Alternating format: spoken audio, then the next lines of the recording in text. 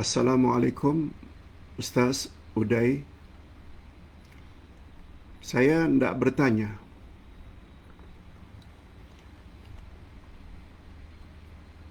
berdosakah saya kalau saya mengajak kawan mengikuti ceramah-ceramah,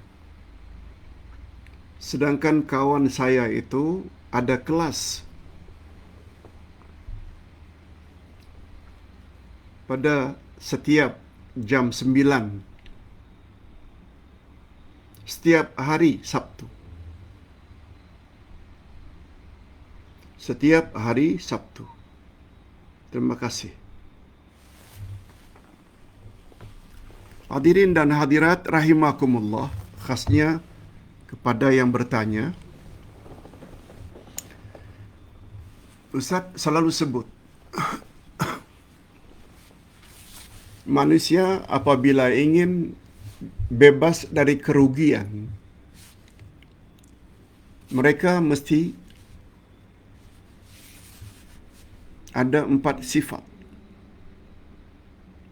Bukan Ustaz yang cakap, Allah yang cakap. Surat Wal Asri, Allah berfirman, A'udzubillahi minasyaitanir rajim. Wal asr, innal insana lafi khusrin illa alladhina amanu wa amilus salihati wa tawasaw bil haqq wa tawasaw bis sabr. Demi masa, menunjukkan jaga masa, mengurus masa sangat mustahab dalam Islam. Itu di antara rahasia ada sumpah dalam Al-Quran. Wal laili wan nahari wan najmi wal qamari wasyamsi, demi bulan, demi bintang, demi matahari, demi siang, demi duha. Bila Allah bersumpah dengan sesuatu, menunjukkan sesuatu itu sangat penting untuk kita jaga. Termasuk wal asri, demi masa. Time management sangat mustahab. Kemudian Allah kata, innal insana lafi khusrin, sesungguhnya seluruh jenis manusia dalam kerugian. Illa, kecuali. Siapa manusia yang tidak rugi? Alladzina amanu, mereka yang beriman. Termasuk belajar al-asma'ul husna, beriman pada nama-nama Allah, termasuk nama Allah Al-Hayy. Luas makna iman, sebagaimana luasnya rukun iman yang 6. Wa amilus salihati, setelah dia beriman, dia melakukan amal saleh secara pribadi. Buat yang baik, salat, puasa, zakat, haji, ihsan pada ibu bapa, baca Quran. Jauhi larangan Allah daripada mengumpat, memfitnah, durhaka pada mak bapa, minum arak, berjudi, rasuah, semuanya itu namanya amal saleh. Buat suruhan, jauhi larangan. Tapi manusia yang ingin bebas dari kerugian tak cukup punya dua ini. Wa tawasaw bil haqq, berpesan-pesan dengan kebenaran. Dengan bahasa singkatnya, mengajak orang lain. Dakwah. Amar ma'ruf nahi mungkar. Termasuk mengajak kawan tadi ikut kelas.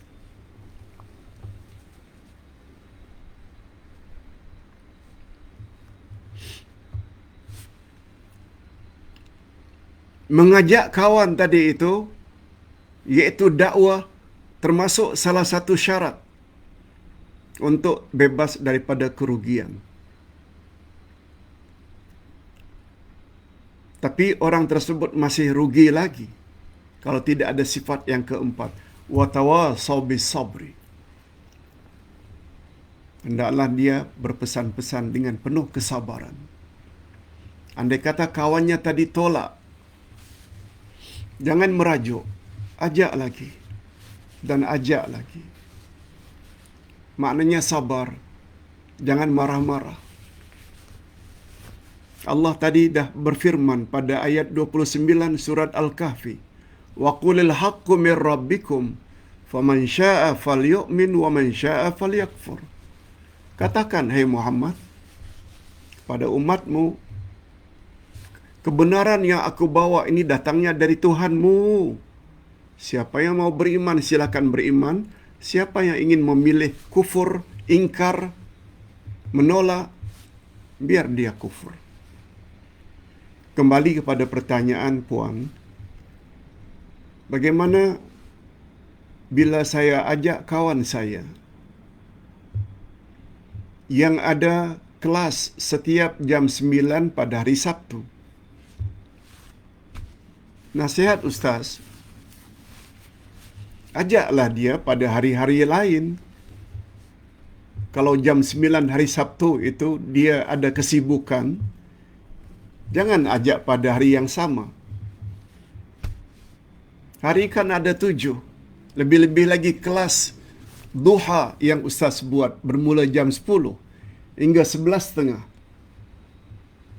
Ahad, Isnin, Selasa, Rabu, Khamis, Jumaat dan Sabtu kita rehat. Ajaklah ke kelas seperti kelas online sekarang ini. Apalagi kita belajar dengan kitab. Hari Ahad kita belajar kitab tafsir ayat-ayat iman. Hari Isnin kita belajar tafsir Al-Furqan juz yang ke-7.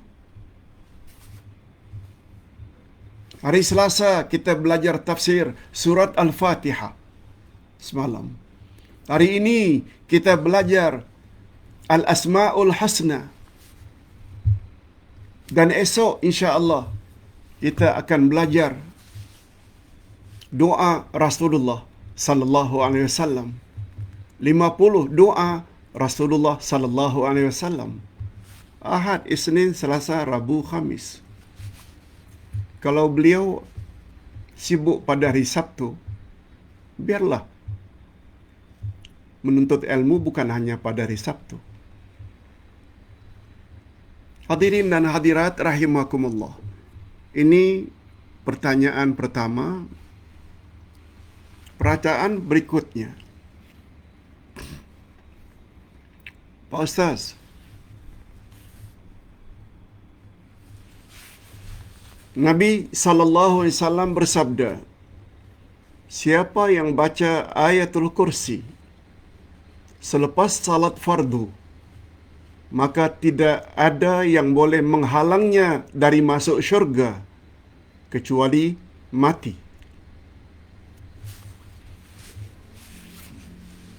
Betulkah hadis ini pernah diucap oleh Nabi?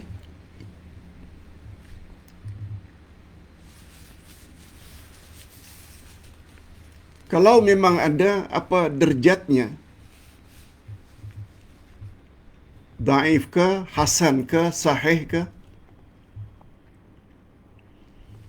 Mohon pencerahan Pak Ustaz.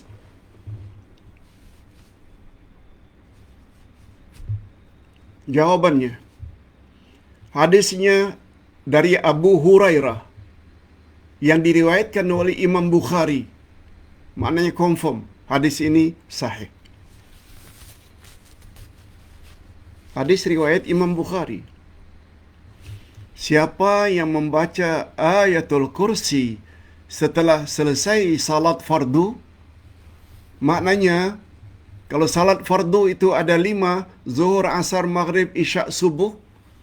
Setiap selesai salat, baca ayat 255 Al-Baqarah yang bermula, Allahu la ilaha illa huwal hayyul qayyum, la ta'khudhuhu sinatun wa la naum, lahu ma fis samawati wa ma fil ard man dhal ladzi yashfa'u indahu illa bi idnih ya'lamu ma baina aydihim wa ma khalfahum wa la yuhituna bi syai'in min ilmihi illa bima syaa' wasi'a kursiyyuhu as-samawati wal ard wa la ya'uduhu hifdzuhuma wa huwal 'aliyyul 'azim.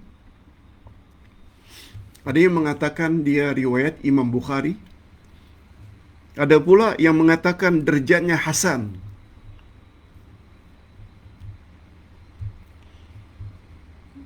Menurut Nasaruddin Albani, ada juga yang mengatakan hadisnya sahih.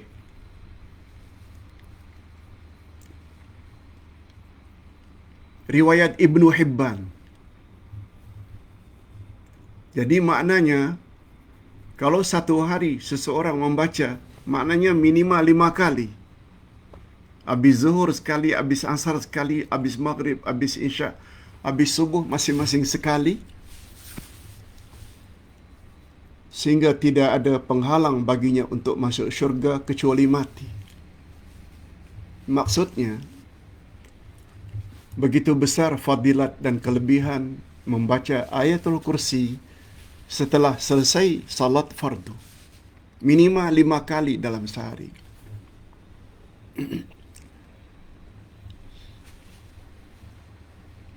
Cuma kata Mufti Arab Saudi, mantan Mufti Allahyarham Syekh Abdul Aziz bin Abdullah bin Baz, Allah yarhamu. Kata beliau, selain membaca itu, dia hendaklah istiqamah dengan agamanya. Dia pelihara agamanya. Dia buat suruhan-suruhan Allah. Dia jauhi larangan-larangan Allah. Supaya dia layak masuk syurga. Itu maksudnya. Itu maksudnya. Bukan hanya sekedar baca.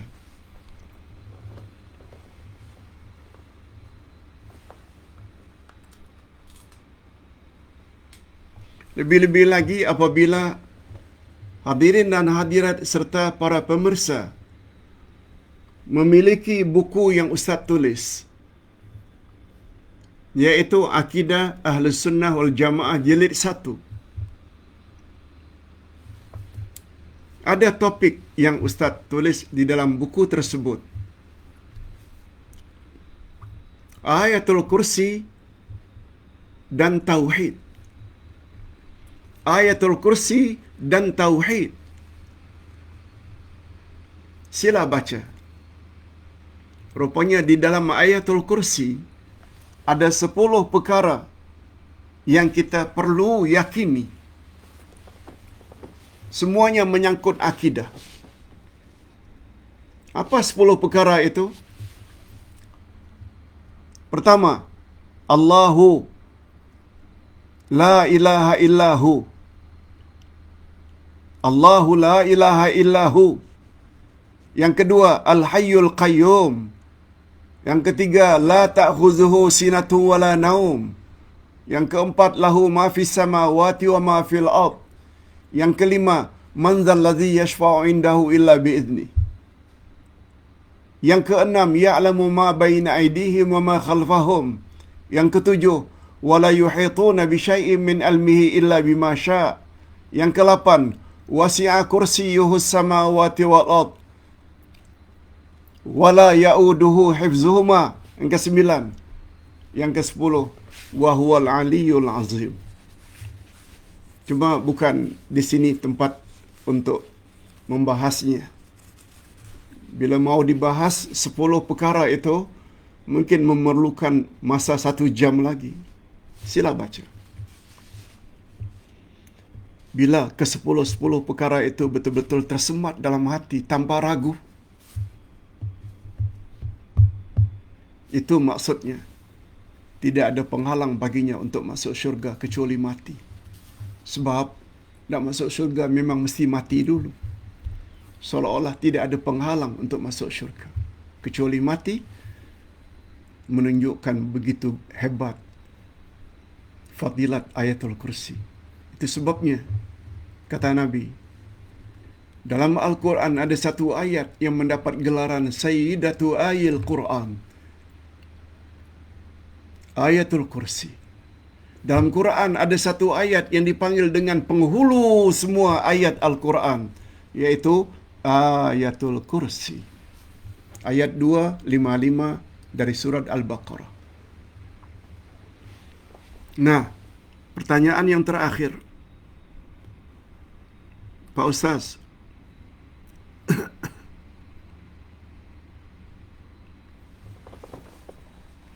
isteri saya telah berhenti bekerja sejak 2021. 3-4 tahun yang lalu. Dah berhenti bekerja. Yang tanya ni suami. Saya berikan dia nafkah mencukupi. Selain belanja rumah tangga, semuanya beres. Alhamdulillah. Cuma akhir-akhir ini ibunya diserang oleh angin ahmar. Mungkin stroke.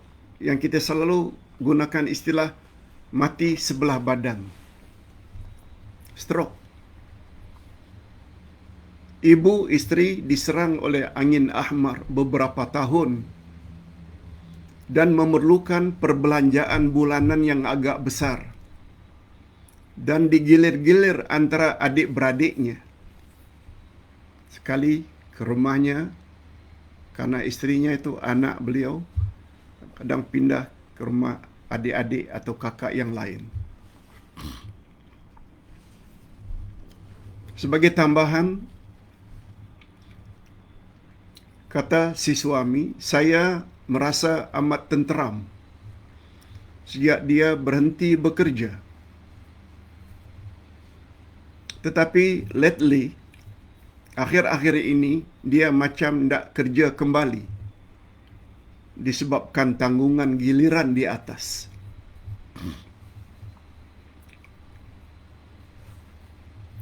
Apakah sikap saya dalam perkara ini? Kemudian beliau tambah, boleh tak saya minta isteri utamakan belanja diri dan keluarga sendiri yang sudah mencukupi dibiayai oleh suaminya. Dengan itu, kalau untuk diri dan ahli keluarga, anak-anak, nafkah yang saya berikan mencukupi, kata si suami. Dan dia tidak perlu mencari pekerjaan. Hadirin dan hadirat, Ustaz minta izin kepada yang bertanya, boleh tak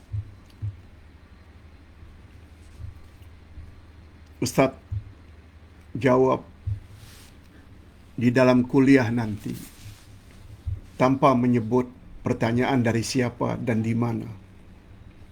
Kata beliau, boleh. Sebab yang menghadapi masalah ini barangkali bukan hanya yang bertanya. Dari kalangan audiens, para jemaah juga barangkali mengalami perkara yang sama. Jawaban Ustaz begini. Agar rumah tangga harmoni, masing-masing suami dan isteri hendaklah melaksanakan kewajiban masing-masing. Dengan kata lain, sebagaimana suami ada kewajiban, suami juga ada hak. Sebagaimana isteri, keluarga ada kewajiban terhadap suami, isteri juga ada hak. Semua kita tahu hak suami yang mesti ditunaikan oleh isteri, juga hak isteri yang mesti ditunaikan oleh si suami. Dari pertanyaan tadi, nampaknya si suami telah laksanakan kewajibannya memberi nafkah yang secukupnya untuk isteri dan rumah tangga. Hadirin dan hadirat, perlu diketahui bahawa salah satu kewajiban isteri mesti minta izin pada suami bila ingin keluar rumah. Sama ada untuk bepergian atau untuk bekerja yang melibatkan keluar rumah. Tapi kerja dalam rumah tak perlulah, sebab tak keluar rumah. Kan sekarang ada income dapat, tapi tak perlu keluar rumah.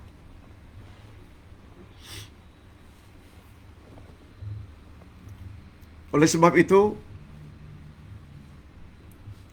isteri jika ingin bekerja di luar rumah, perlu mendapat izin dari suami. Dan suami pula ada hak sama ada memberi izin atau tidak memberi izin. Bila keluar juga untuk bekerja tanpa mendapat izin dari suami, isteri berkenaan sudah tergolong ke dalam isteri yang nusyuz, isteri yang durhaka. Sebab bekerja keluar rumah itu adalah hak bagi suami, sama ada mengizinkan atau tidak mengizinkan. Oleh sebab itu, andai kata suami mengizinkan, no problem, halal rezekinya karena mendapat income. Apalagi dengan mendapat income itu, sebahagian kewajiban suami, si isteri reda untuk menanggungnya. Umpamanya bil elektrik, bil air, umpamanya. Dengan keizinan tersebut, lalu dapat meringankan suami, itu yang terbaik. Ala kulli hal, kalau suami merasa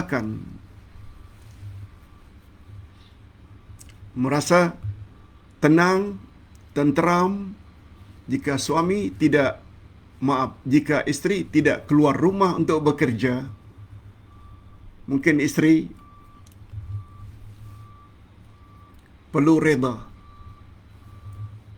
Sebab mendapat reda suami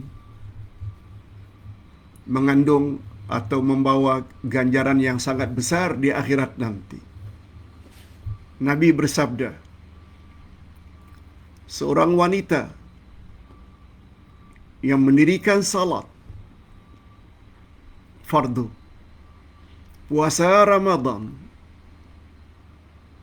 menjaga kehormatan diri, dan taat kepada suami, di akhirat nanti kepada wanita tersebut dikatakan, masuklah kamu ke dalam syurga dari pintu mana yang kamu sukai. Jadi selain daripada salat, puasa, menjaga kehormatan diri,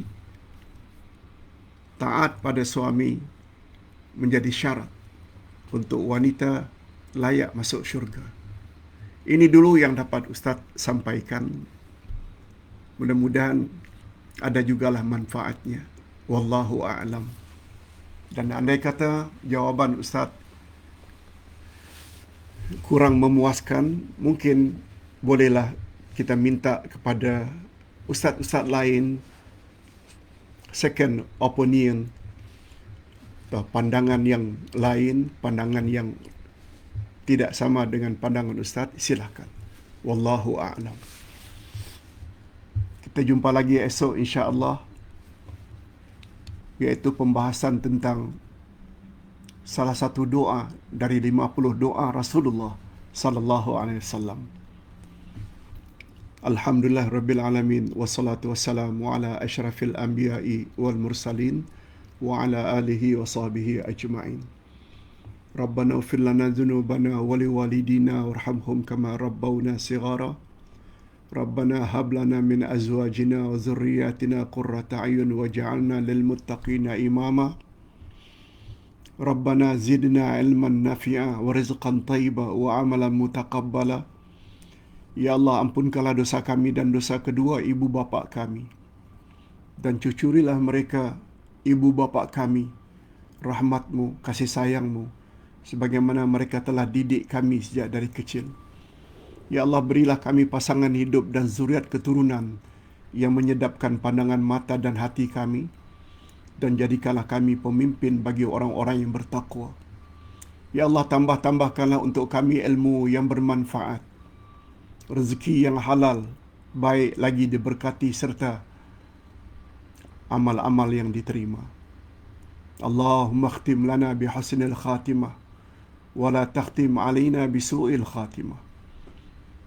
Ya Allah, akhirilah hidup kami dalam keadaan akhir yang baik, akhir dalam iman dan amal saleh serta istiqamah. Dan janganlah Engkau akhiri, ya Allah, kehidupan kami dengan su'ul khatimah. Na'udzubillahi min dzalik.